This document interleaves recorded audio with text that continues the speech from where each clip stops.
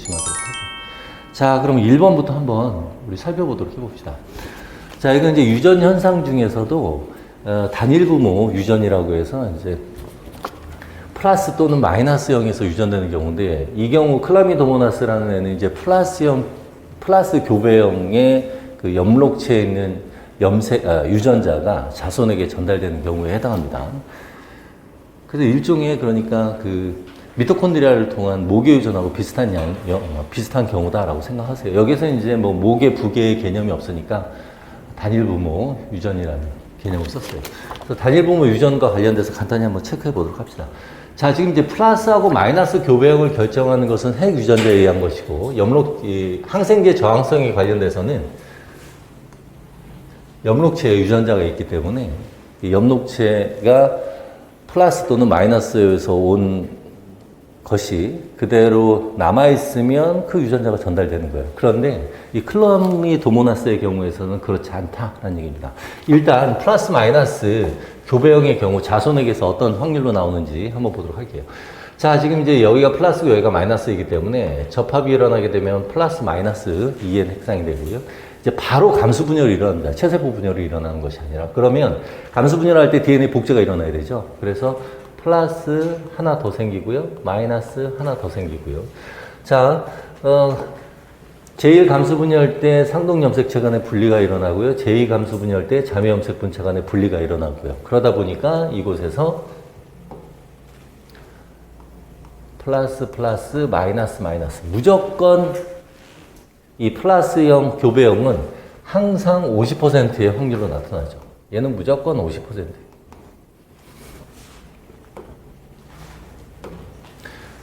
얘는 50%인데, 이제 염록체가 염록체 유전자가 문제죠. 염록체 유전자, 클라미도모나스, 결론적으로 말하면 이 플러스형의 염록체 유전자가 전달이 됩니다.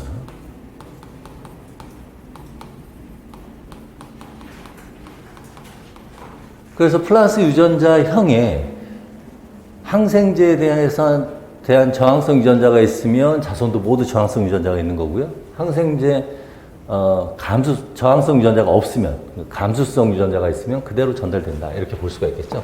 그래서 이 내용을 좀 정리를 한번 해보면요. 간단하게. 교배가 일어날 때요. 클라미도모나스의 경우에 있어서는 교배가 일어날 때 플러스 교배형의 유전자만 염록체 유전자죠.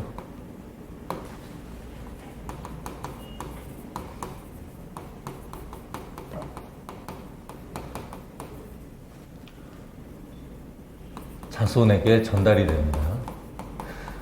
자, 그럼 왜 자손에게 전달이 플러스의 그 염록체 유전자만 전달이 되느냐? 이유가 왜 그러느냐? 마이너스 교배형의 염록체 유전자는 분해가 되기 때문입니다. 자, 그럼 왜 분해가 되느냐? 이 플러스 교배형의 경우에 있어서 얘는 DNA 분해 요소가 있고요. 그래서 염록체에 들어와서 DNA를 분해할 수가 있는데, 플러스 교배형의 경우에 있어서는 염록체에 보호막이 있죠. 그래서 플러스의 경우에 있어서는 이 분해 요소가 이 보호막을 뚫고 들어갈 수가 없습니다. 그렇기 때문에 플러스 교배형의 염록체는 남아있고, 마이너스 교배형의 염록체는 분해가 되기 때문에, 자, 그렇게 생각하면 되겠습니다. 자, 그러면 여기서 한번 보도록 할까요? 자, 실험한 경우 한번 봅시다. 스테레토마이신 저항성을 갖고 있는, 자, 저항성이 있는 플러스형과 감수성이 있는 마이너스형 간의 교배를 딱 시키게 되면 자손 F1에게는 플러스형의 저항성 유전자가 F1에 모두 전달되는 것이고요. 자, 그 다음에 그 아래쪽에서 보면 감수성을 갖는 플러스, 그리고 F1의 마이너스형. 자, F1의 마이너스형이라고 했는데, F1의 경우에서는 플러스든 마이너스든 모두 저항성을 갖고 있죠. 저항성 유전자를 가지고 있습니다. 자, 그런데 지금 F2의 경우에 있어서는 플러스의 염록체 유전자만 전달이 되니까 감수성 유전자만 F2에 모두 전달이 돼요. 그래서 F1이든 F2든 플러스와 마이너스의 교배형이기 때문에 자손은 플러스 0이 50%, 마이너스 0이 50%가 나오는 것이고요. 염록체의 경우, 염록체 유전자의 경우에 있어서는 무조건 플러스 0만 전달이 되는 겁니다. 자, 그러다 보니까 F1의 경우에 있어서는 저항성 유전자는 100% 갖게 되고, F2 자손의 경우에 있어서는 저항성 유전자는 0%. 모두 다 감수성이기 때문에. 그죠? 자, 그래서 여기서 보면요. 플러스 교배형은 무조건 50. 여기도 플러스 교배형은 무조건 50. 자, 그런데 저항성을 갖는 것은 100%. 여기에서 감수성이 아니라 저항성이라고 물어봤으니까 이 경우는 0%. 이렇게 얘기를 해줘야 돼요. 개념이 됐죠? 그래서 이러한 경향의 문제가 나올 수 있으니까 개념만 잘 이해하고 헷갈리지 않으면 됩니다. 특히 이런 거 실수하는 부분은 요 감수성을 저항성이라고 착각해가지고 또 실수할 수도 있으니까 항상 문제 볼 때 이렇게 차이가 있으면 꼭 표시 같은 거 해가지고 실수하지 않도록 하세요. 자, 그래서 50, 100, 50, 0% 이렇게 해주면 되겠습니다. 자, 2번으로 넘어가도록 합시다. 자, 이제 이 생태학 문제가 나오는데 생태학의 경우는 이제 이런 실험적인 문제가 많이 나옵니다. 그런데 생태학 문제의 특징은 그냥 어렵지 않고 그냥 해석을 쭉 하면 그 내용들이 있으니까 생태학과 관련돼서 공부할 때는 용어 좀 잘 이해를 하도록 하세요. 용어 같은 것들. 물론 이제 다른 부분도 용어, 뭐 분류지나 파트에서도 용어가 중요하긴 한데 특히 생태학 같은 경우는 그 용어와 관련돼서 잘 물어보죠. 예전에도 종간 상호작용 같은 거 얘기할 때 경쟁적 배타 같은 그런 용어들 물어보고 있으니까 용어들 좀 잘 이해를 하면 되겠습니다. 그래서 지금 오른쪽 내용 간단하게 보면요. 이러한 자연선택 유형 같은 경우 3가지 이러한 선택을 물어볼 수가 있어요. 자, 그리고 이러한 자연선택이 일어나게 될 때 선택압이라고 작용하는 건데 선택압이라고 하는 것은 표현은 이렇게 증식을 재촉하는 환경 요소인데요. 선택압이 작용한다 그러면 선택압의 작용을 받지 않는 형질이 선택되는 거예요. 그래서 선택압을 착각하면 안 됩니다. 그래서 선택압이 작용하게 되면 생존에 유리한 형질을 갖는 개체가 증식을 하게 된다. 그래서 이제 선택압 같은 경우 착각할 수 있는 그런 내용들 이 문제를 통해서 체크를 하면 되고요. 자, 문제 한번 보도록 해봅시다, 그러면. 자, 가뭄으로 인해서 급강을 했대요. 그래서 가의 경우는 가뭄 이전, 나의 경우는 가뭄 이후. 이렇게 볼 수가 있어요. 그래서 가 같은 경우는 가뭄 이전. 얘는 가뭄 일어난 기간 동안의 경우다. 자, 그 다음에 이제 여기서 크기라든가 먹이, 종자, 그 다음에 이 개체 군의 크기라는 것은 개체 수죠. 얼마나 많은 개체들이 있는가를 나타내는 겁니다. 그리고 지금 여기서 평균 몸 크기라고 하는 것은 개체 하나의 크기를 의미하는 것이죠. 자, 지금 여기에서 보면 몸 크기가 커지면 부리의 깊이도 커지고 더 큰 종자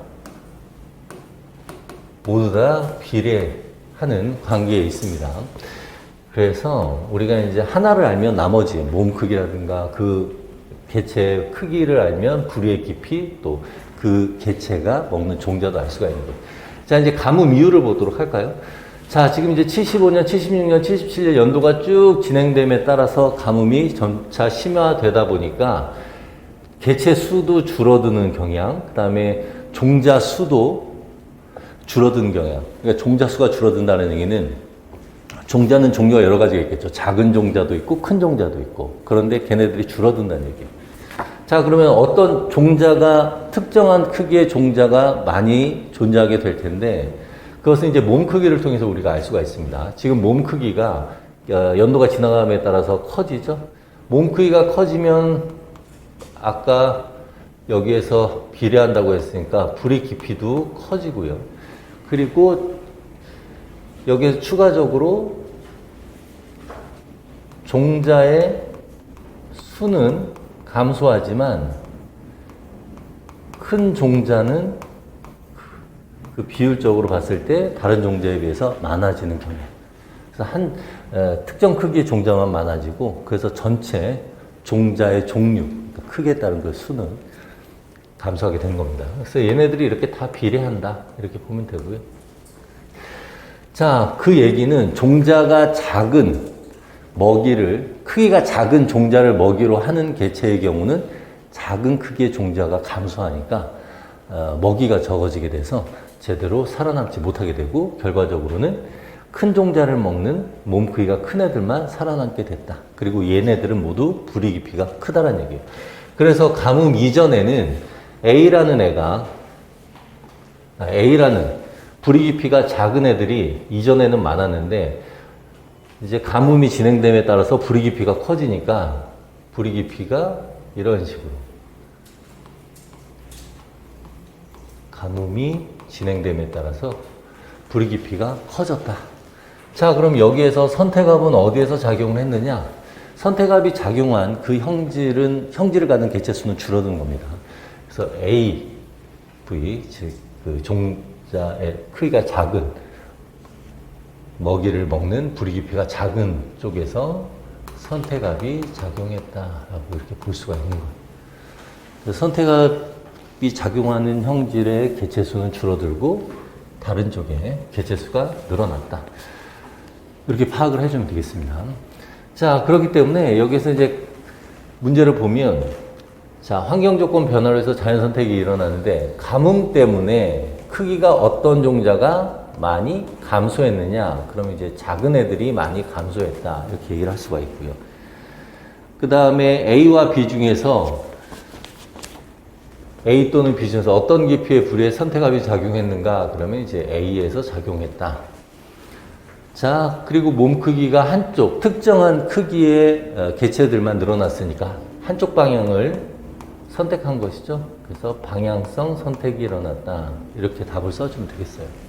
그래서 이 실험 내용과 관련돼서 보면 여기 이제 나와 있죠. 정리한 게, 가뭄으로 인해서 작은 종자의 수가 작아지니까, 감소하니까 종자의 크기가 커지고, 그러면 부리 깊이 큰 개체가 생존하고, 그에 따라서 생식률이 많아지게 되면 큰 부리 깊이를 발현하는 유전자의 빈도가 높아지니까 그에 따른 개체 빈도도 커지게 돼서 개체군 내에서의 빈도의 변화가 일어나는 진화가 일어날 수가 있습니다.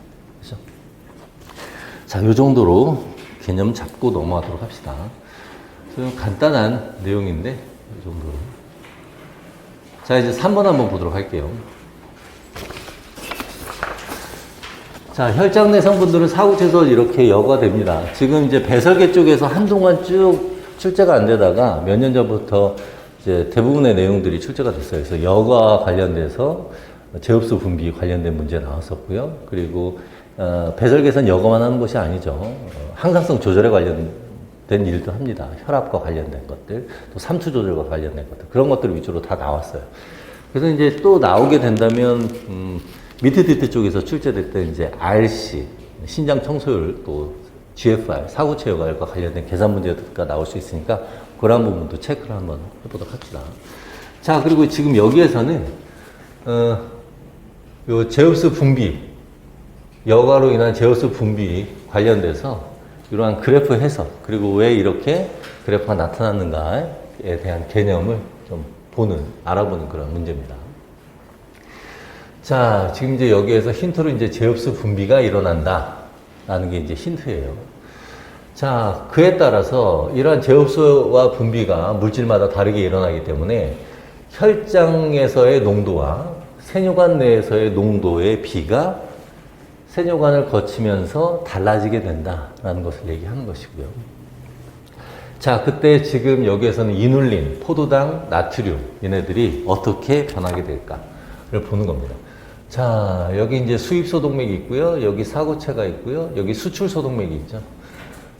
혈액이 이렇게 흘러간다고 생각해 봅시다. 그럼 여기에 있는 얘는 수출소독맥 또는 수출세동맥이라고도 하고요. 자, 자, 얘는 그 다음에 또 모세혈관으로 이어지기 때문에 얘는 문맥에 해당합니다. 자, 그리고 여기에는 이제 보호만 주머니가 이렇게 있고요. 자, 그리고 여기 이제 근위세뇨관, 뭐 햇내고리, 원위세뇨관 쭉 이어지게 되겠죠. 지금 이제 근위세뇨관에 대한 얘기를 하고 있습니다. 자, 그럼 여기에서 이제 혈장 성분들이 이렇게 통과를 할 것이고요. 자, 그럼 이제 혈장 성분이 이렇게 통과를 할 때 보면, 자, 여기에서 이눌린, 순서대로 한번 해볼까요? 자, 이눌린 있고요. 자, 그 다음에 포도당이 있고요. 얘네들은 혈장에 있는 크기가 작은 애들이니까 여과가 될 수가 있습니다. 자, 그리고 나트륨. 이렇게 있어요. 자, 이눌린은 지금 여기에서 문제에서 보면 이눌린에 대한 특징이 언급이 안 되어 있죠. 그러니까 여러분들이 이눌린에 대한 특징을 알고 있어야 돼요. 이눌린은 사구체 여과를 이눌린의 신장 청소율은 사구체 여과율과 같기 때문에 사구체 여과율을 구하기 위한 물질로 종종 언급이 됩니다. 그래서 이눌린 같은 경우는 재흡수와 분비가 일어나지 않는다라는 점. 자, 그러다 보니까 세뇨관을 지날 때 그냥 쭉 가요. 자, 그런데 이 와중에 근위세뇨관에서는 물의 재흡수가 지금 농도를 결정할 때는 용액이 수용액이 있고요. 그리고 그 안에 용질의 양이 우리가 이제 그 농도에 해당하죠. 그래서 이제 물의 양도 중요합니다. 지금 재흡수가 물의 경우에 있어서는 재흡수가 일어나요. 근위세뇨관을 거치면서 이렇게 일어나고 있습니다. 자, 포도당의 경우에 있어서, 자, 이눌린은 이대로 쭉 가게 돼요. 자, 그러면 물이 빠져나가죠? 그럼 세뇨관 내에 부피는 감소하고, 이눌린이라는 물질은 그대로 있으니까 상대적으로 세뇨관 내의 농도가 증가하게 되겠죠. 그래서 지금 처음 출발할 때 1이었는데 1보다 높은 값을 갖게 되는 거예요. 세뇨관 내의 농도가 높아지니까. 그래서 기억의 경우에 있어서 우리가 이눌린이다라고 얘기를 할 수가 있고요. 자, 이제 포도당의 경우 봅시다. 포도당은 100% 재흡수가 일어나죠. 100% 재흡수가 일어나니까 아예 없어요. 그러니까 0이 되는 거예요. 그래서 디귿의 경우에 있어서는 포도당이다라는 것을 알 수가 있고요. 그럼 나트륨은 왜 저 0과 유사한 값을 갖느냐? 자, 나트륨의 경우에 있어서는 100%가 아니라 일부만 재흡수가 일어나죠. 자, 근데 일부가 재흡수가 일어났는데, 일부가 재흡수가 일어나는데, 물도 같이 재흡수가 일어난다고요. 그러니까, 부피는 감소했는데, 그 안에 있는 용질까지 같이 빠져나가게 되니까, 거의 비슷한 양으로 빠져나간다고 볼 수가 있겠죠. 그러다 보니까, 거의 저 비율의 변화가 없다라고 볼 수가 있는 겁니다. 그래서 얘가 이제 나트륨. 자, 여기까지 정리를 할 수가 있어요. 그래서 요거 다시 한번 정리하면 세뇨관 내에서의 농도를 보면 이눌린의 경우에 있어서는 농도가 많이 증가하고 포도당의 경우에 있어서는 0이 되고요. 그 다음에 나트륨의 경우에 있어서는 거의 변함이 없다 라고 볼 수가 있습니다. 자, 여기서 이제 하나만 더 추가적으로 얘기해 봅시다. 우리 PAH라는 거 한번. 자, 이게 이제 약물이에요. PAH가. 그래서 얘는 분비만 일어납니다. 자, 분비니까 몸에서 세뇨관 쪽으로, 세뇨관 내강으로 이렇게 들어간다는 얘기죠. 자, 이때 역시 물은 재흡수가 되고요. 자, 그럼 얘는 어때요? pH의 농도는 이눌린하고 비교해 봤을 때 더 농도의 증가가 더 커지겠죠. 그러다 보니까 여기에서 그래프로 그려라. 그러면 요 pH는 어떻게 그리느냐? 더 농도가 증가하니까 이렇게 그려줄 수가 있어요. 그래서 여기서 그래프 이렇게 두어 개 더 그려놓고 이눌린과 같은 분비만 약물의 경우에 있어서 저 비율의 값은 어떻게 되겠는가? 라고 물어보면 분비, 물 빠져나오고 부피는 감소하는데 용질의 양이 증가하니까 농도가 증가한다. 그래서 위쪽에 그래프를 골라주면 되겠습니다. 자, 이렇게 개념 이런 걸 실수로 틀릴 수가 있어요. 하나하나 따져보면은 별 내용이 아닌데 순간적으로 착각해서 틀릴 수가 있으니까 이렇게 생각을 해서 차근차근 풀어주면 됩니다. 자, 그럼 이제 넘어가도록 합시다. 자, 요 이눌린 잘 기억하세요. 자, 넘어가고요. 자, 이제 4번의 경우 한번 봅시다. 이제 돌연변이를 유발하는 여러 가지 요소가 있지만 그 중에서도 전이인자라는 애들이 돌연변이를 유발할 수가 있습니다. 그래서 인서션 시퀀스 간단히 말로만 할게요. 인서션 시퀀스라는 것은 양쪽에 특정 서열이 있고요. 그 내부에 전이 효소가 있는 거죠. 그 인서션 시퀀스를 양쪽에 가지고 있으면서 그 단위가 전달되는 경우는 이제 트랜스포존의 경우에 해당하고요. 그래서 트랜스포존이라는 것은 전이 인자에 해당합니다. 그러니까 DS나 AC처럼 전이 인자에 해당하는 게 트랜스포존이고, 그리고 전이에 관련된 이 전이 인자 내부에 전이 효소 유전자가 있는데 그 전이 효소가 트랜스포자제라고 하는 것이죠. 자, 지금 이제 돌연변이를 연구를 했는데요. 지금 AC하고 DS라는 전이 인자가 있는데 얘는 혼자서 전이를 할 수가 있으니까 얘는 이 전이 인자라는 DNA 서열, 염기 서열 내부에 전이 효소 유전자가 들어있는 겁니다. 그래서 거기서 전이 효소가 발현되면서 전이를 시킬 수가 있는 거예요. 그러니까 얘는 전이 효소가 있고요. 자, 그런데 DS의 경우에 있어서는 AC에 의해서 전이가 된대요. 혼자서는 전이가 될 수가 없대요. 그러니까 얘는 효소가 없다라고 볼 수가 있겠죠. 스스로는 할 수가 없는 거예요. 주변에 전이 효소가 발현이 돼야 할 수가 있다. 주변에 이제 전이 효소를 발현할 수 있는 전이 인자가 있어야 된다는 얘기입니다. 자, 그러다 보니까 DS의 경우에 있어서는 얘가 그냥 전이가 안 돼요. 그냥 가만히 있겠죠. 그래서 이 C라고 하는 것은 지금 여기에서 C는 색소 유전자니까 이 C로부터 색소가 만들어지게 되니까 얘가 이제 붉은색을 띠는 것이고. 자, DS가 이렇게 사이에 끼어 들어가게 되면 이 색소 유전자의 파괴가 일어나게 되겠죠. 제대로 된 색소가 만들어지지 못하니까 색소가 제대로 만들어지지 못해서 흰색이 된다. 이렇게 볼 수가 있습니다. 그런데 이제 세 번째의 경우, 다의 경우를 보면, 자, 여기에서 DS에 있는 애들이 빠져나올 수가 있어요. 자, 종자라고 하는 것은, 식물의 종자라고 하는 것은 다세포죠. 그러니까 처음에 수정이 일어나고요. 그 수정으로부터 세포 분열과 세포 신장이 일어나면서 종자가 만들어지니까 여러 종류의 종자들이 존재하는 겁니다.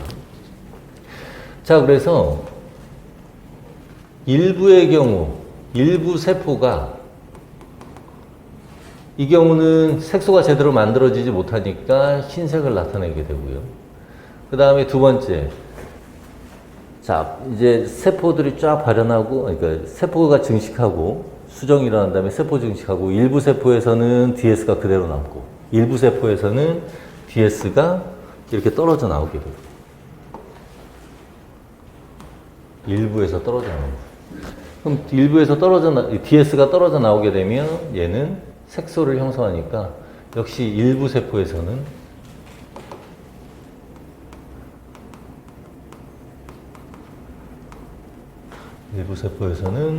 색소가 만들어지니까 붉은색을 띠게 되고요. 자, 이러한 세포들이 모여서 이렇게 종자를 만들게 되겠죠.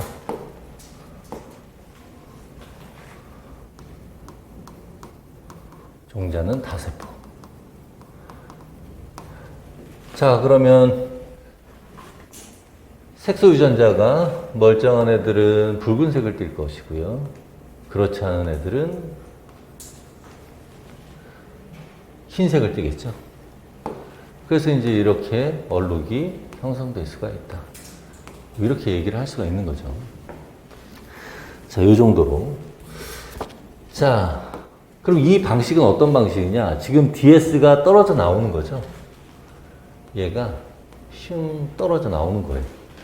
그러면 떨어져 나와서 남아있지 않게 되는 것이죠. 카피 앤 페이스트라고 하면 여기서 복제가 된 다음에 다른 부에 또 들어가니까 DS 이 전이인자의 수가 늘어나지만 이 경우에 있어서는 얘가 직접 이동을 하는 것이니까 컷 앤 페이스트가 일어났다라고 볼 수가 있는 겁니다. 자, 그럼 만약에 카피 앤 페이스트가 일어나면 어떻게 돼요?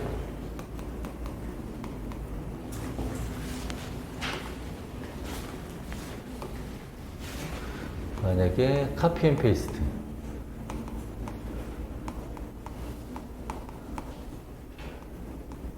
그러면 모든 세포에서 DS가 남아있으니까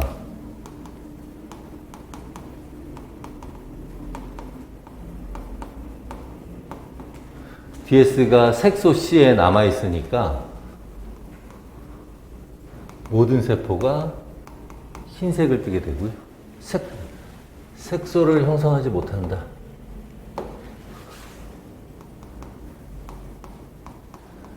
그래서 흰색 나다를 형성하게 된다. 이렇게 볼 수가 있습니다. 자, 그럼 만약에 DS 대신에 AC가 직접 여기 사이에 전이가 되는 경우, 그러면 A씨는 스스로 전이가 될 수 있으니까 일부 세포는 발생하는 과정에 종자 발생 과정에서 일부 세포는 남아있고 일부 세포는 A씨가 빠져나올 수가 있으니까 그런 경우는 얼룩무늬가 되겠죠. 자, 그래서 문제 한번 봅시다. 전이에 관여하는 효소겠죠. 전이효소 유전자 DS는 갖고 있지 않다. 자, 그 다음에 두 번째 보면 자, 얼룩무늬 나달 보면 일부 세포에서 전이가 일어나고 또 일부 세포에서는 이의 경우는 갖는 세포 이걸 갖는 세포 형성되니까 붉은색 반점이 만들어질 수가 있는데 당연히 붉은색 반점이 크기가 커지려면 아무래도 발생 초기에 붉은색을 띠는 세포들이 생기면 그 초기에 생겼기 때문에 그만큼 세포 수가 더 많아질 테니까 반점이 커질 수가 있습니다. 그리고 여기엔 컷 앤 페이스트였고요. 자, 그 다음에 스스로 전이가 되기 때문에 일부 세포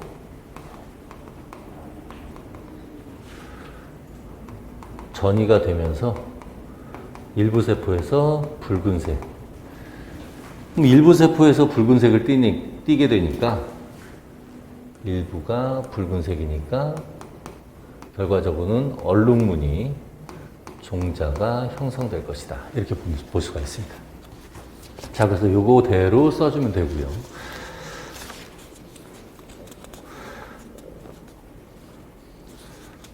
됐죠? 요 정도까지 쓰죠.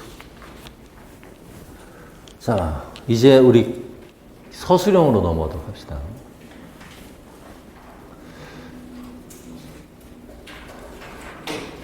자, 5번 한번 보도록 합시다. 자, 다음은 단백질 A부터 C가 있는데요. 얘네들은 각각의 단백질들은 각각 pI 값을 가지고 있죠. 수전화 0이 될 때에 그 수용액의 pH가 이제 pI인데, 자, 그러면은 수용액의 pH가 달라짐에 따라 각 단백질들의 전하는 달라질 수가 있습니다. 여러분들 pKa든 pI든 그것의 전하가 주변 pH에 따라 달라진다라는 거 잘 기억하면 되는데, 그걸 공식을 이용을 해서 풀 수도 있지만 공식을 이용하지 않고 지금처럼 이제 직관적으로 알 수 있는 방법은 어떤 방법이라고 했어요? pKa든 또는 pI든 pH라고 생각하세요. 그래서 어떤 물질에 pI가 있다. 그럼 pI 값이 작아지면 수소연이 많은 거, pI 값이 높아지면 수소연이 적은 거. 주변 수용액의 pH보다 이 물질의 pI 값, 이 단백질의 pI 값이 작아지면 주변 수용액보다 수소연이 많다는 거죠. 많은 상태에서 수소연을 뺏기는 거예요. 나눠주는 거죠. 많으니까. 그럼 양이온이 빠져나갔으니까 얘는 마이너스 값을 갖게 된다. 이렇게 마이너스 전화를 띄게 되는 거예요. 그리고 내가 만약 이 물질 주변의 수용액의 pH가 낮은 상태라면 낮은 상태로 변하게 되면 나는 상대적으로 주변 수용액보다 pI 값이 올라가게 되는 거죠. 올라가면 수소이온 농도는 낮아졌죠. 낮아졌으니까 주변으로부터 수소이온을 받는 거예요. 주변으로부터 수소이온을 받으니까 양성자를 받았으니까 플러스 전하를 띈다. 이렇게 생각하면 되겠어요. 자, 지금 여기에서 문제를 보면 A부터 C 단백질이 있는데 표면 순전화를 나타내고 있대요. 표면 순전화, 그러면 0이 될 때 pI죠. 그러니까 C의 pI는 한 6.7 정도 되겠네요. 그 다음에 B 단백질의 pI는 한 7.2 정도 될 거고요. 그 다음에 A의 pI는 7.7 정도 되겠죠. pI를 구하라고 한다면 이런 식으로 눈금을 만약 그려놨다면 만나는 점, 0이 되는 점이 pI 값에 해당하죠. 자, 그럼 얘네들의 pI 보면 8의 경우를 한번 보도록 할까요? 파란색으로. 자, 8의 경우에 있어서는 주변 수용액이 8이고요. A라는 애는 7.7이에요. 그러면 주변 수용액의 pH 8보다 얘는 pI 값이 낮으니까 수소이온을 많이 가지고 있는 거죠. 수소이온을 뺏긴 결과로 얘는 양성자를 뺏긴 결과로 마이너스 값을 갖는 거예요. 그래서 얘가 마이너스, B, C 모두 다 마이너스 전하를 갖죠.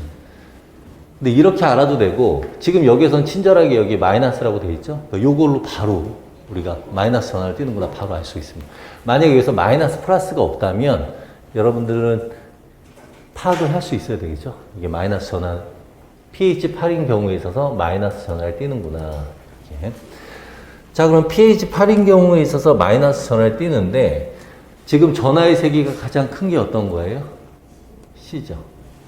자, pI 값과 주변 pH 값 간의 차이가 크면 클수록 수소이온을 수소이온을 더 많이 가지고 있는 셈이죠. 그러니까 더 많이 뺏겨서 양성자를 많이 뺏기니까 마이너스 전하의 세기가 세지는 겁니다. 그렇게 파악을 해도 되고 이 경우는 바로 여기에서 이 그래프상에서 바로 파악을 할 수가 있습니다.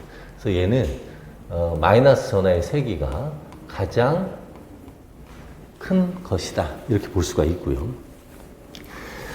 자, 그럼 마이너스 전하의 세기가 큰데 지금 문제에서 보면 나의 경우에 있어서는 지금 pH 8일 때 이온 교환을 했대요. 자, pH 8인 곳에서 용출이 되는 단백질들은 모두 마이너스를 띄고 있죠. 플러스를 띄는 애들은 용출되기 전에 이미 다 버렸죠. 그래서 여기 피크로 나와 있는 애들은 음이온 크로마토그래피라면 음전하를 띄는 애들이고 양이온 크로마토그래피라면 양전하를 띄는 애들입니다.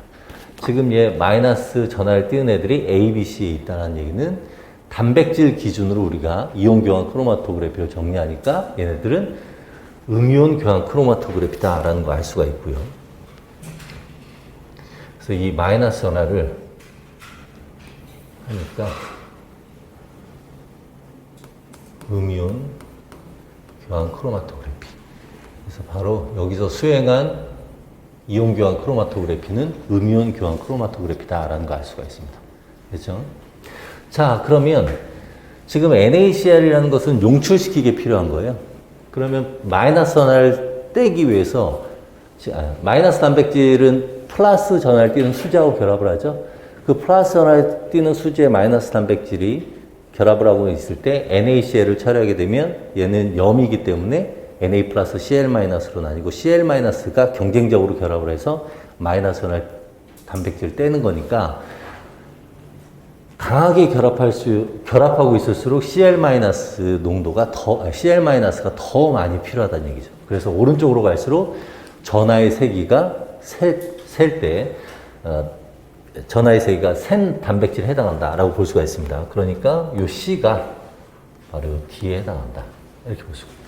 만약에 양이온 교환 크로마토그래피라면 역시 마찬가지로 NaCl의 농도가 높을 때 용출이 되는 것이 플러스 전하의 세기가 센 거예요. 여기 한번 정리한 거 간단히 보면요. 음이온 교환 크로마토그래피라는 것은 단백질이 마이너스 전하를 띄는 애들인 경우 용출시킬 때 사용한다. 그래서 전하의 세기가 마이너스 전하의 세기가 셀 때 나중에 용출.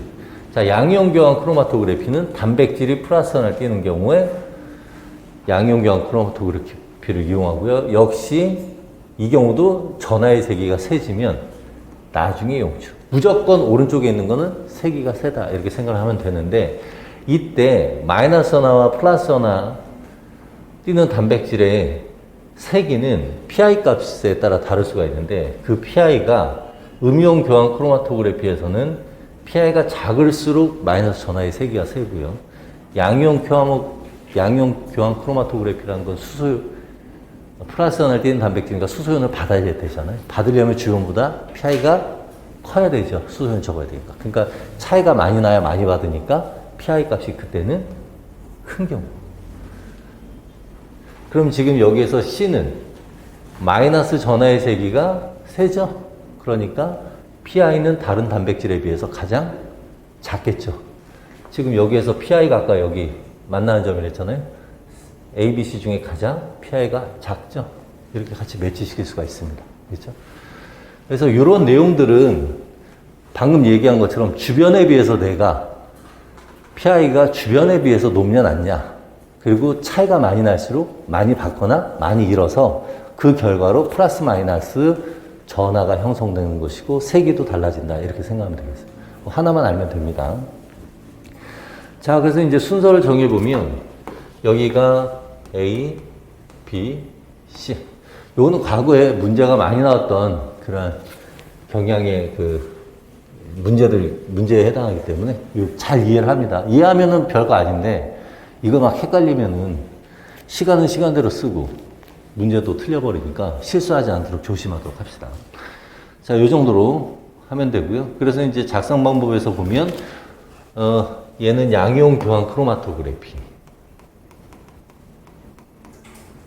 그리고 피크에 해당한 순서대로 쓰면 A, B, C 순서대로 쓰면 되고요. 자, 이제 두 번째 봅시다. pH 7.0인 완충 용액을 사용을 하게 될 때 용출되는 단백질은 어떻게 있는가? 자, 지금 음이온 교환 크로마토그래피이기 때문에 pH 7.0에서 마이너스 전하를 띄면 용출됩니다.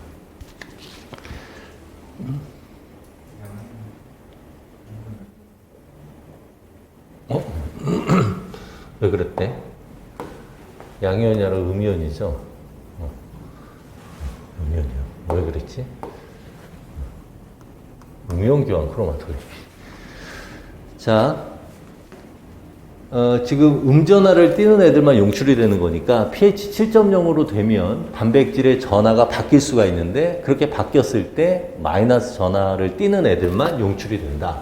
그럼 7.0일 때를 한번 봅시다. 7.0일 때 얘네들 전하 상태를 보면 A하고 B는 플러스 전하를 띄고요. 얘는 C의 경우에 있어서 마이너스 전하를 띄죠. 그러면 세 개의 단백질 중에 C 단백질만 수지하고 결합을 한 상태가 되고 그때 NaCl을 처리하면서 C 단백질을 용출시킬 수가 있는 겁니다. 그래서 용출되는 단백질의 종류는 C1. 자, 이제 주변이 지금 얘는 마이너스를 띄니까 주변 pH보다 수소연을 많이 갖고 있어야 돼요. 뺏기는 거니까. 그럼 수소연을 많이 갖고 있어서 뺏겨서 마이너스를 띄는 것이니까 얘는 pI 값이 낮은 상태예요. 그러면 주변은 pH가 높고 얘는 pI가 낮은 상태인데 주변 수용액의 pH가 8.0에서 7.0으로 떨어졌어요. 그러면 이 pI와 pH의 차이가 줄어들었죠. 그 수소연 농도 차이가 줄어들었다는 얘기예요. 그럼 그만큼 양이온을 적게 뺏기니까 마이너스 전하의 세기가 감소하겠죠. 그래서 여기에서 세기는 어떻게 마이너스 전하의 세기의 감소. 당연히 이 표면 순전하는 마이너스고요. 세기는 감소하니까 피크의 이동 방향은 용출이 용이해지기 때문에 피크는 NaCl의 농도가 낮을 때도 용출되니까 왼쪽 방향 이렇게 볼 수가 있는 겁니다.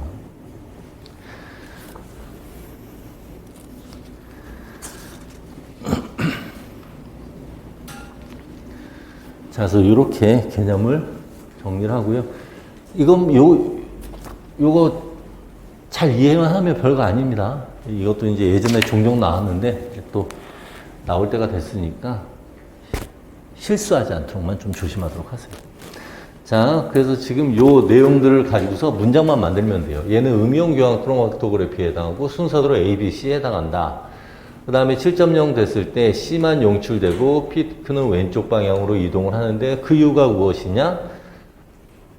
C만 마이너스 1을 띄고 있고 pH 7.0이 되면 8.01 때에 비해서 세기가 감소하기 때문에 낮은 농도에서 용출되기 때문이다.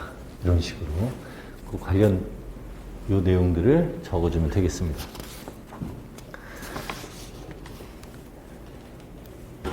특히 꼭 넣어야 되는 건 뭐예요? 예. 그 다음에 마이너스 하나, 그 다음에 세기가 감소한다는 거. 왜냐면 요거 두 가지를 제시하여 왜 이동 방향을 설명을 하고 있으니까 얘네들은 꼭 써줘야 되겠죠. 나머지는 뭐 추가되거나 안 되거나 그냥 매끄럽게 문장을 만들기 위해서 써준 거니까 최소한 얘네들은 꼭 써줘야 됩니다. 그래서 그냥 이런 데다 표시 안 하고 머릿속에서 만든 문장대로 쓰다 보면 이러한 것들을 놓칠 수가 있어요. 놓치지 않도록 합시다. 자, 넘어가도록 하죠. 자, 그 다음에 이제 6번 문제. 여러분들 6번 문제는 예전에 그 객관식일 때 출제가 됐는데 요 관련된 내용의 그림이 전공서 갑자기 그 작가 교수가 생각이 안 나네. 그 전공서 생화학 그 전공서에 입에서 맴도네. 어쨌든 보면 이러한 그림 몇 가지가 있어요. 그러니까 출제하는 사람이 제일 좋은 건 뭐냐면 문제 내기 좋은 그림이 있는 전공서가 좋아요. 그래서 이제 특정 전공서에서 이제 주로 출제를 내게 되죠. 근데 그 중에서도 관련된 내용과 관여되는 여러 가지 예가 있으면 더 좋아요. 골라서 쓸 수가 있고 그러니까. 그래서 요것도 이렇게 이 촉매 메커니즘과 관련돼서 몇 가지 그림이 있습니다. 그렇기 때문에 이제 만약에 그동안 무슨 문제 출제자가 그동안 무슨 문제 출제됐나 이렇게 딱 봤는데 요거 촉매 반응 요거 한번 낼까? 라는 생각이 딱 드는 순간 낼 가능성이 상당히 높은 부분에 해당합니다. 그래서 일단 촉매 메커니즘 중에서도 이러한 내용 네 가지 뭐 일반 생물학 책에서 이제 언급이 됐던 이 네 가지 중에서도 이제 과거에 출제됐던 게 공유 촉매하고 산염기 촉매. 요게 이제 출제가 됐었죠. 그래서 공유 촉매 하면은 효소의 활성 부위에 있는 아미노산 장기가 기질과 원래는 비공유 결합을 하는데 일시적으로 공유 결합을 하는 양상이 딱 나타났다 그러면 공유 결합이에요. 자, 그런데 이제 수소 이온을 주고받는 관계가 생겼다. 그러면 그때는 산염기 촉매예요. 자, 산이라고 하는 물질은 뭐예요? 수소 이온을 자신이 가지고 있는 아미노산이 가지고 있는 수소 이온을 주는 경우 그때는 제공. 염기는 여기는 산. 염기는 수소 이온을 제거. 그 얘기는 뭐예요? 주변으로부터 제거하는 거예요. 그러니까 결과적으로는 수소 이온을 자기가 받아들인 경우.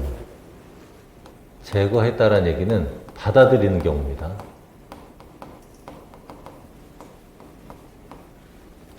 제공했다는 것은 자기가 가지고 있던 것을 주변에다가 줬다. 그렇게 하면 이제 산염기와 헷갈리지 않을 수가 있어요. 그래서 요게 이제 가장 그 출제 가능성이 높은 부분에 해당합니다. 예전에 출제가 됐었던 부분이기 때문에. 예전에 출제가 됐던 부위는 어떤 부위냐면 요 산촉매로 작용하는 요 위에 있는 부분. 이 반응이 뮤라믹 엑시드하고 N아세틸 뮤라믹 엑시드하고 N아세틸 글루코사민으로 구성된 이게 지금 펩티도 글리칸이에요. 그럼 이 펩티도 글리칸의 요 상태에서 이 결합을 딱 끊는데 요 결합을 끊는 초기 과정과 후기 과정이 있습니다. 초기 과정에서는 지금 이제 오른쪽 과정인데 오른쪽 과정으로 이제 문제가 나왔었는데 이제 공유 결합을 하니까 공유 촉매가 일어나는 과정까지. 그 다음에 공유결합이 끊어지는 과정이 이제 후기라고 볼 수가 있겠죠. 그래서 예전에 출제됐던 부분은 위쪽의 그림 가지고서 문제가 출제됐어요. 물론 형태는 좀 다른 형태이긴 하지만. 자, 근데 지금은 위쪽과 아래쪽을 나눠서 여러분들에게 묻기 위해서 문제를 출제한 것이고요. 그럼 가하고 나는 무엇이냐? 자, 가는 기존, 밝혀졌, 여태까지 이제 사람들이 받아들였던 기작이고, 나의 경우는 새로, 이게 기존 기작은 약간 좀 모순이 있는 것 같은데 하면서 새로 나온 겁니다. 얘가 이제 기존이고요. 얘가 새로 나온 모델. 그래서 문제가 출제될 건 새로 나온 모델 가지고서 출제가 됐었습니다. 어쨌든, 이 내용은 잘 이해를 한 상태로 문제 한번 봅시다. 자, 이러한 촉매 작용이 일어난다. 여러분들이 이제 모의고사니까 여기 써놨는데 본고사에서는 이런 내용들이 나오지 않을 가능성도 있습니다. 그럼 여러분들이 파악을 해주면 돼요. 자, 이러한 반응에 기여한다. 그래 놓고 글리코시드 결합 분해 반응에 관여하는 일부분을 나타냈다. 자, 지금 활성 부위에는 글루탐산 그리고 아스파르트산 장기가 존재한다라고 되어 있습니다. 그래서 이제 그 아스파르트산이 관여하는 과정이 새로 나온 기작. 그리고 아스파르트산이 관여하지 않고 글루탐산만 관여하는 기작이 이제 예전 기작. 자, 문제 한번 보면, 나 기작에서 아스파르트산의 촉매작용의 종류, 새로 나온 기작에서 아스파르트산. 그럼 촉매작용 지금 보면은,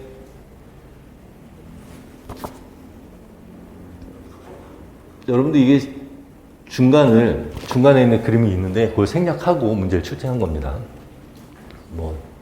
전반적인 이해는 가능하니까. 글리코시드 결합을 하고 있는데 아스파르트산이 가서 C와 O 간의 결합을 끊고 자기가 대신 지금 공유 결합을 하고 있죠.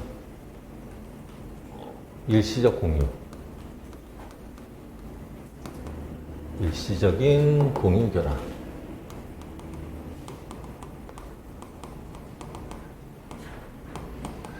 그래서 아스파르트산의 촉매작용은 공유 촉매를 한다. 이렇게 얘기를 할 수가 있고요. 자, 그 다음에 pKa 값의 크기를 글루탐산의 것과 비교해서 쓰시오. 자, pKa 방금 좀 전 문제에서 얘기했던 것대로 주변. 자, 지금 여기에서 주변은 어디예요? 여기에서의 주변은 활성 부위 내부예요. 이게 이제 활성 부위를 위아래로 이제 나눠서 표시하는 거고, 원래 이제 하나로 쭉 돼 있겠죠. 그리고 여기 주변 수용액에 해당하는 것이 바로 이 활성 부위 내에 있는 이 부위가 주변 수용액에 해당합니다. 그럼 이 주변 수용액보다 수소이온 농도가 수소이온을 많이 가지고 있으니까 뺏긴 거예요. 그래서 마이너스가 된 거죠. 그러면은 수소이온이 많다는 얘기는 얘의 pKa 값은 작다는 얘기고, 글루탐산의 경우는 어때요? OH죠. H를 가지고 있죠. 그러니까 주변에서 받은 상태예요. 그럼 주변이 더 많고 얘는 수소이온이 적으니까 pKa 값은 높은 거예요. 그죠? 그래서 이 아스파르트산의 지금 현재 상태가 pKa가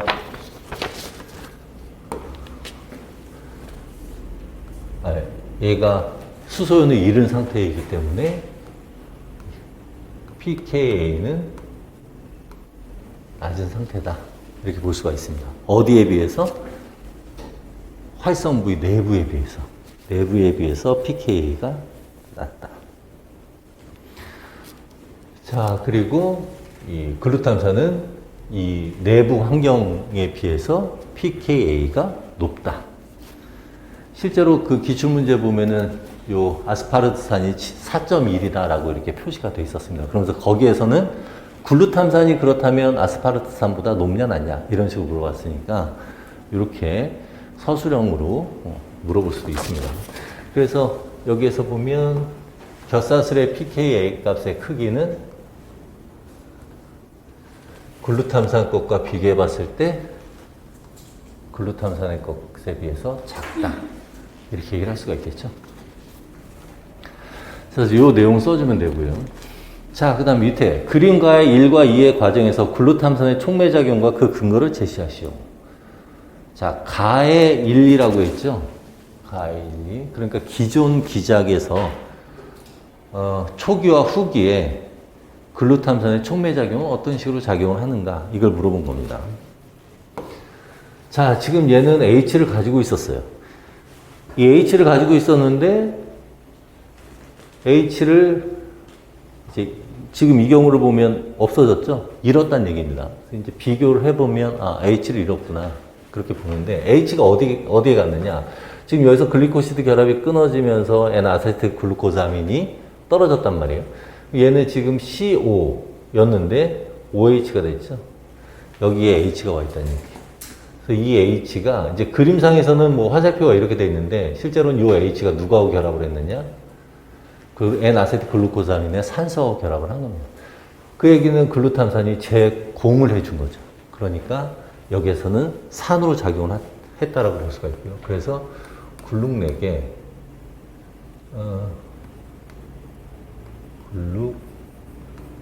글룩넥에 수소이온을 제공했기 때문에 우리가 산촉매라고 얘기를 할 수가 있고요.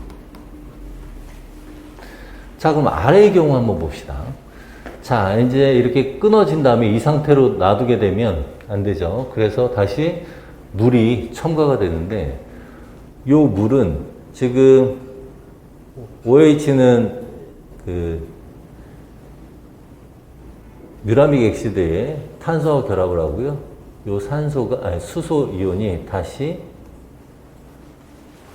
글루탐산에 제공을 하면서 원래 글루탐산 OH, COH로 위치하게 만듭니다. 그러니까 지금 이 경우에서는 물로부터 수소이온을 제거해서 자기가 받아들일 경우죠. 물에 수소이온을 제거했으니까 얘는 염기로 작용한 거죠. 그래서 이때는 염기 촉매를 한다. 똑같은 과정에서 산촉매로 작용하고 똑같은 아미노산 장기가 그 반응 시기에 따라서 산촉매 작용 또 여기서는 염기 촉매로 작용했다. 이렇게 얘기를 할 수가 있는 겁니다. 그렇죠? 예전에 이제 그 객관식 문제에서 윗부분만 보면서 이제 산촉매 관련된 언급을 했었던 거예요. 그때는 이제 아스파르트산이 산촉매로 작용한다 이런 식으로 해서 틀린 보기로 문제가 출제가 됐었는데 그러한 내용들이 작성 방법에 들어가게 되면 서술형 문제로 바뀌는 겁니다. 그래서 여러분들 기출문제 볼 때 보기 내용들 좀 보고 이런 것들이 이제 서술형으로 바뀔 수 있는 부분이 있다 그러면 좀 신경 써서 볼 필요가 있어요. 자, 그러니까 1번 과정에서는 산촉매 2번 과정에서는 염기촉매. 근거는 무엇이냐? 수소이온을 제공했느냐, 제거했느냐. 그 내용을.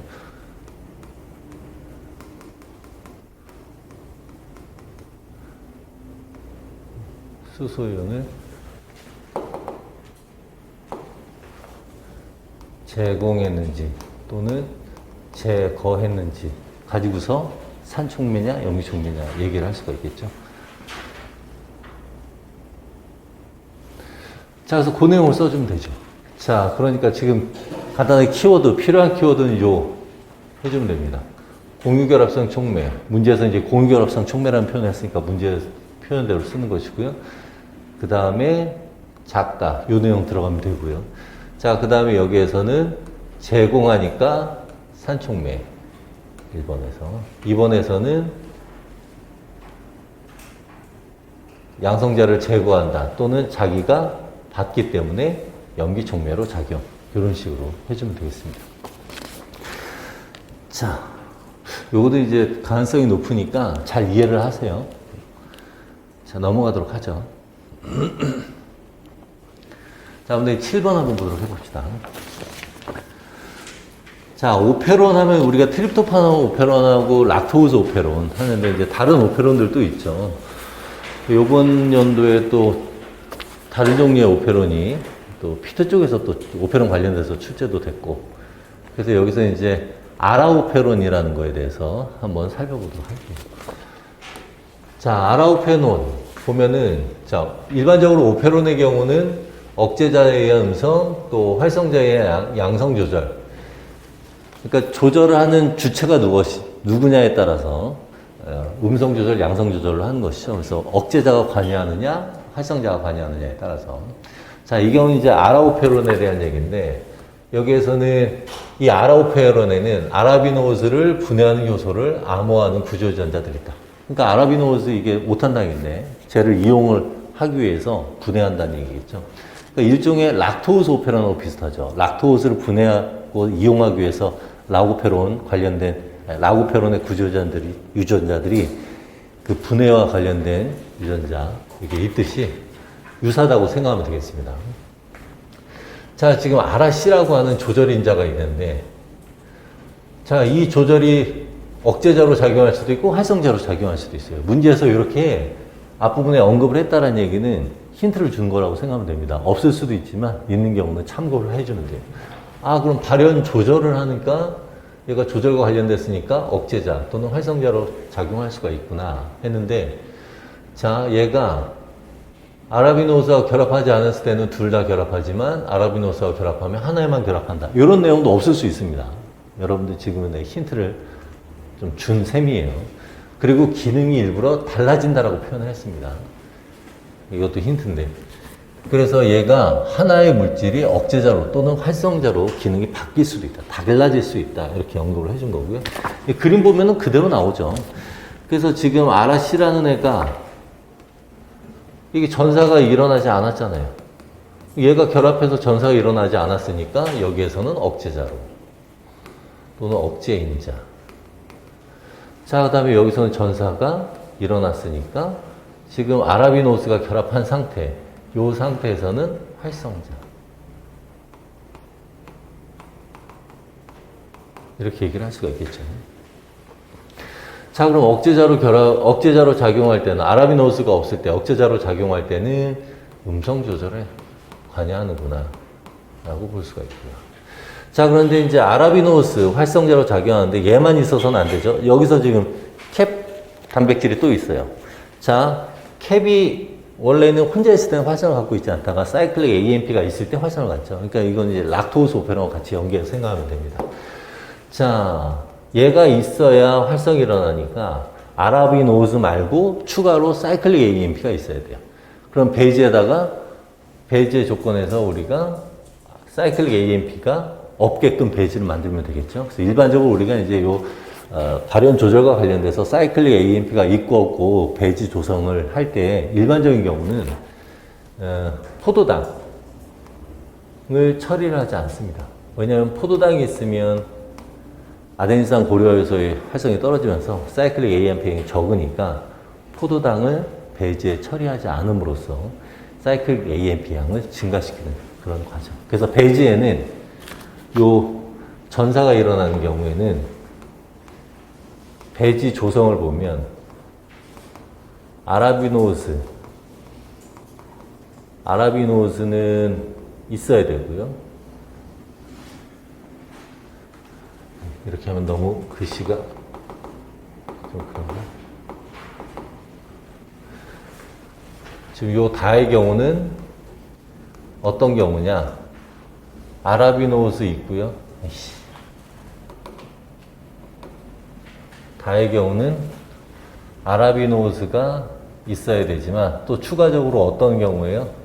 마이너스 포도당. 그래야 지금 이 다의 기작이 일어날 수가 있습니다. 그래서 배지에 포도당은 넣지 않고 아라비노스만 들어가 있어야 된다. 그래서 이렇게 이제 다양한 종류의 오페론을 언급할 수도 있습니다. 왜냐면 여태까지 락토스 오페론, 트립토판 오페론만 했기 때문에. 그리고 이런 아라비노스 오페론이 아라비노스와 같은 트립토판이나 락토스 오페론이 아닌 다른 오페론이 출제가 될 수 있는 이유가 최근에 이제 출제된 것 중에 음성 조절 기작 2개, 양성 조절 기작 2개 그런 식으로 출제가 됐었잖아요. 거기서 이제 락토즈 오페론이 세 번째였고 네 번째가 또 다른 활성제로 작용하는 경우가 있었다. 억제제로 작용하는 경우. 좀 헷갈리는데 하여튼 다양한 종류의 오페론을 언급할 수도 있습니다.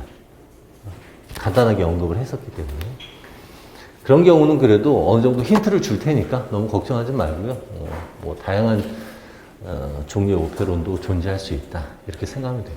그래서 이 문제에서 나온 힌트를 토대로 해서 얘가 억제자로 작용하느냐, 활성제로 작용하는지 구분을 하면 되겠습니다. 당이 빠졌어요.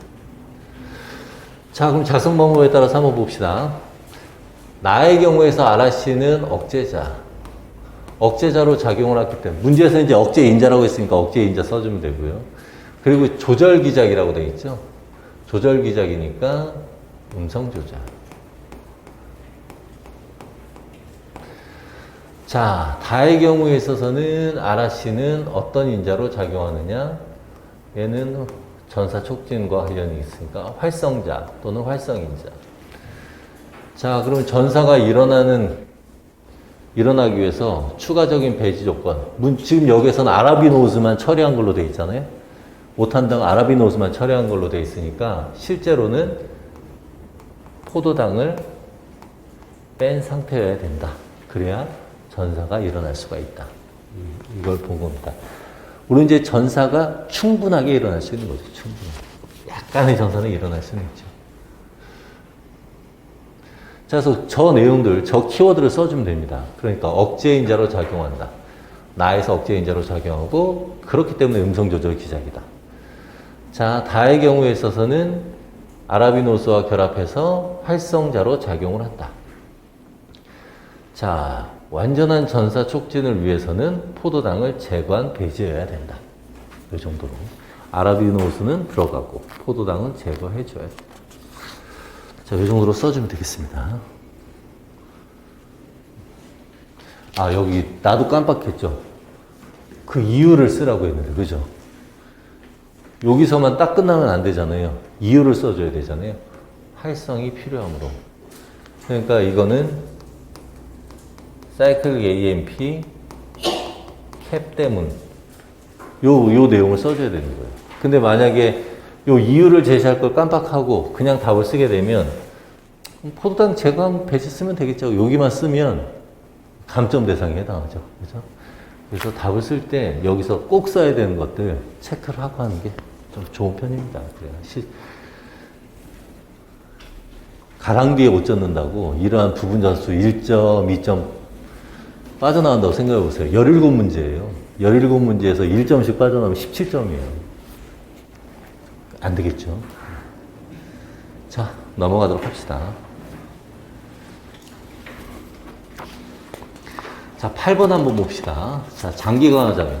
신경계 파트의 경우에 있어서는 일반적으로 신경 신호와 관련된 문제들이 주로 나오고요. 그 다음에 신경계 구조에 대한 문제가 나옵니다. 지금 여기에서는 신경계에서 이 신경이 이제 우리가 이제 그 작용을 할 때 이제 기억과 관련된 기능도 하기 때문에 그 기억과 관련돼서 장기 강화작용에 대한 얘기를 할 수 있는데, 장기 강화작용 같은 경우는 이런 신호 전달에 있어서 관여하는 수용체가 좀 종류가 두 종류가 특징적인 서로 비교해서 얘기를 할 수 있는 부분이 있기 때문에 이런 것도 기본적으로 관련된 이온이라든가 이 채널의 종류는 알아두도록 합시다. 자, 지금 가의 경우에 있어서는 휴지전이고요. 나의 경우에 있어서는 탈분극 상태를 얘기하고 있습니다. 탈분극 상태가 왜 일어나느냐? 일단 휴지전이부터 한번 얘기해 봅시다. 자, AMP의 수용체의 경우에 있어서는 채널이 글루탐산이 결합을 하면 바로 채널이 열리면서 나트륨이 유입될 수가 있습니다. 자, 그런데 지금 휴지 상태에서 이 NMDA의 경우에 있어서는 글루탄산이 결합해도 채널이 열리지 않는데 그 이유가 마그네슘이 딱 닿고 있기 때문에 그렇죠. 자, 그런데 이제 저 휴지 상태에서 바뀌었다는 얘기는 여기서 이제 나트륨을 가지고 있었는데 나트륨이 들어왔는데 그 나트륨으로 인해서 탈분극이 딱 일어나게 되면 이 탈분극이 작용을 하게 되고 그에 따라서 이 마그네슘이 수룩 떨어져 나가게 되니까 그에 따라서 이렇게 이온이 들어올 수가 있게 되는 겁니다. 그리고 이때 들어온 이온이 칼슘 들어올 수가 있고요. 그리고 나트륨 들어올 수가 있는데 특히 이제 이 칼슘이 중요하죠. 이 칼슘이 바로 NO 생성을 촉진하게 되고 그 NO가 시냅스 전세포에서 신경전달 물질의 방출을 촉진하게 되는 것이죠. 자, 그리고 이 AMP 수용체의 활성화에 관련이 있고요. 이러한 활성화 관련돼서는 막삽입이라든가 그래서 세포막의 양이 증가하게 한다든가 또는 인산화 이런 것을 통해서 활성화를 촉진한다. 뭐 이런 얘기입니다. 이게 이제 기본적인 개념이에요. 그래서 여러분들이 뭐 자세하게 뭐 이렇게 한다기보다도 일단 AMPA 수용체의 어떤 행지, NMDA 수용체가 어떤 종류의, 채널이 어떤 종류의 채널인지를 알아주고, 그 다음에 각 이온들, 특히 중요한 이온이 칼슘이라는 거, 칼슘에 의해서 NO가 작용하게 된다는 거. 그래서 얘는 리간드 의존성. 글루탐산만 결합하면 바로 채널이 열리니까 리간드 의존성이고, NMDA는 글루탐산도 결합해야 되고, 탈분극도 일어나야 되니까 리간드 의존성 그리고 전압 의존성 모두 만족해야 되는 채널이다. 이 정도로 이제 정리하면 되겠습니다. 나올 법한 얘기가 이게 다예요. 여기서 뭐 구체적으로 나올 건 없죠. 그래서 장기 강화 작용은 이 정도까지. 자, 그럼 이제 이온 순서대로 쓰면은 기억이 나트륨, 니은이 기억이 나트륨 아니죠. 기억이 마그네슘, 니은이 나트륨, 디귿이 칼슘. 왜냐면 이제 LTP에 영향을 주는 것이니까 칼슘. 순서로 쓰면 되고요. 자, 그 다음에 활성화 기작에 필요한 요인, 두 가지 요인이죠. 신경전달 물질 결합을 해야 되고요. 그 다음에 얘가 전압의존성 수용체니까 채널이기 때문에 탈분극이 일어나야 되는 것이고요. 자, 그러면서 이제 써주면 됩니다. 그래서 NMDA 수용체가 일단 NMDA 수용체 글루탐산 결합 그리고 마그네슘이 떨어져야 되는데 이 마그네슘이 떨어지기 위해서는 AMP 수용체에 의한 나트륨 일부로 탈분극이 일어날 때 떨어져서 글루탐산이 결합하고 탈분극이 일어나게 되면 탈분극으로 인해서 마그네슘이 떨어지게 되면 그때 칼슘이 유입될 수 있다. 이렇게 써주면 되겠습니다. 자, 이 정도 하고 이제 마지막 문제 넘어가도록 합시다.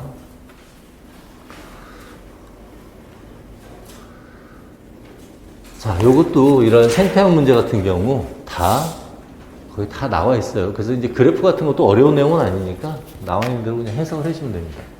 자, 지금 CO2 농도하고 잡식동물에 받는 영향을 조사했다. 그래서 이제 CO2의 농도가 낮고 높음, 그리고 잡식동물이 있고 없고, 이렇게 조사한 실험이었고요.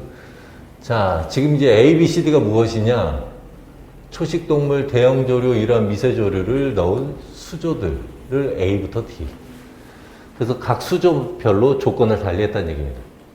자, 그 다음에 이제 생물량도 측정하고 엽록소 A의 농도도 측정했는데 저서환경 내 엽록소 A의 농도가 저서성 미세조류의 생물량과 비례한다. 그러면 지금 저서성 엽록소의 저서환경 내 엽록소 A는 저서성 미세조류의 생물량이라고 생각하면 되겠죠. 지금 대형조류 생물량이 있듯이 여기는 미세조류 생물량이다. 이렇게 생각하면 되고요. 그래서 이제 이 정도. 자, 이제 문제.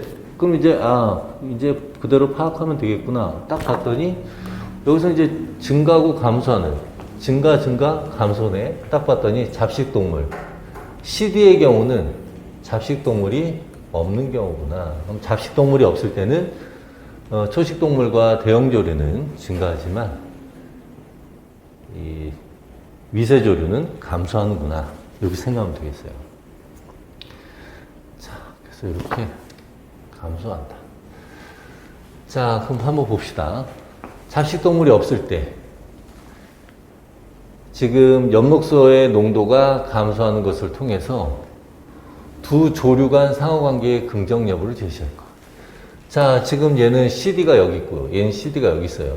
얘는 A, B에 비해서 잡식동물이 있을 때에 비해서 증가했죠. 대형 조류, 얘네 둘 다 조류예요. 큰 조류, 작은 조류. 큰 조류 애들이 증가했더니 작은 애들의 양이 감소했더라. 그러면 대형 조류가 많아져서 아무래도 이 작은 조류 애들이 영향을 받은 것이죠. 그러니까 상호관계에서 긍정 여부, 긍정적이지 않죠. 그래서 이제 부정적이다.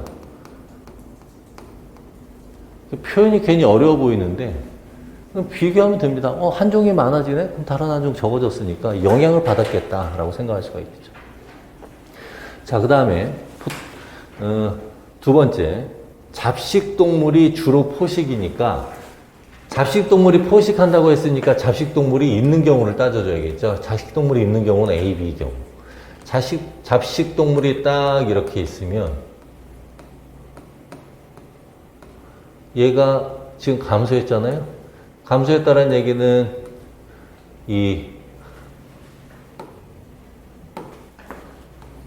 요 대형 조류를 섭식을 했다는 얘기예요. 자, 대형 조류하고 이 미세 조류는 서로 부정적인 관계니까 한쪽이 감소하게 되니까 얘는 증가하게 됐다. 자, 그럼 잡식동물은 미세 조류를 먹지 않느냐? 먹지 않는 거죠. 만약에 미세 조류를 먹는다면 얘도 감소하겠죠. 그래서 우리가 이제 생각할 때는 아마도 얘는 섭식을 안 할 것이다. 다만 부정적 관계에 있는 대형 조류가 감소하니까 상대적으로 얘가 양이 증가했겠구나. 이렇게 생각할 수가 있는 겁니다. 자, 그래서 여기에서는 주로 포식하는 조류는 대형 조류. 그거는 그래프 그대로 해석해 주면 되고요. 자, 이제 한번 봅시다. 첫 번째, 잡식동물이 없을 때 농도. 잡식동물이 없으면, 자, 지금 엽록소의 감소는 미세조류의 감소를 의미하니까 잡식동물이 없을 때 대형조류의 경우는 증가하는데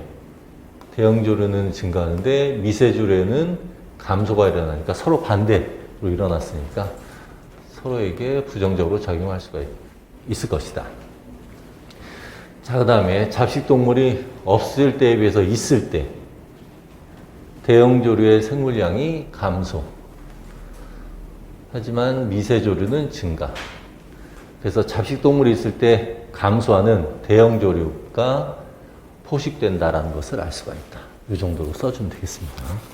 이 문제 같은 경우는 뭐 그래프 그대로 해석해주면 돼요. 어려운 내용은 아니고. 자, 여기까지 해서 우리가 A를 봤고요. A를 보면 여러분들 아까 답안지 본 거 봤더니 실수하는 부분들이 좀 있더라고요. 특히 이제 집중력의 차이인지 모르겠는데 우리가 다음 시간에 할 전공 B 내용에서는 더 많은 실수들을 했더라고요. 전공 A는 좀 나은데 전공 A는 깔끔하고 꽉 찼어요. 근데 B는 좀 이렇게 실수들 많이 했어요. 이따가 어떤 것들이 좀 잘못되어 있는지 이따 보고 좀 쉬었다 다시 합시다.